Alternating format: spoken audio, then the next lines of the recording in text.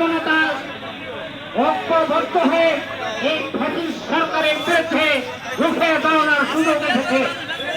আমি আপনাদের বলতে চাই, 17 বছর ধরে এই শেখ হাসিনা আইনা ঘরের মাধ্যমে এই দেশের বুদ্ধিজীবী এবং ছাত্রে যারা চৌকস মানুষ ছিল তাদেরকে ধরে নিয়ে গিয়ে হাজার হাজার মানুষদেরকে হত্যা করেছে, পণ্য করেছে, তাদেরকে নির্যাতন করেছে। আজকে আপনারা লক্ষ্য করেছেন আমাদের আদমি অধ্যাপক গোলাম আজমের ছেলে ব্রিগেডিয়ার জেনারেল আজমিকে তারা 11টি বছর আইনা ঘরে আবদ্ধ করে নির্যাতন করে কি অবস্থা করেছে আপনারা দেখেছেন। এই দেশের 57 জন বীর যোদ্ধা সৈনিক আপনারা জানেন 2009 সালে 13 সালে 2009 সালে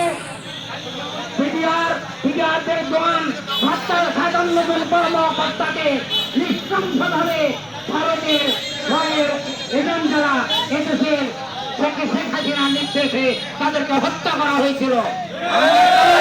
তার হত্যার বিচার আমরা শেখ হাসিনার বাংলাদেশের মাটিতে দেখতে চাই বলে আপনারা জানেন হেফাজতকে তারা নির্বিচারে রাতে অন্ধকারে হত্যা করেছিল।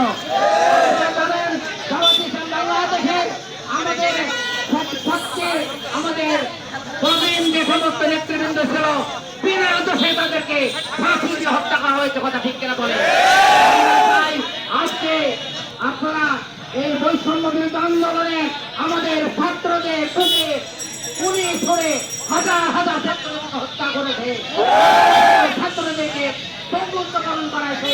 আমরা এই খুনি হাসিনা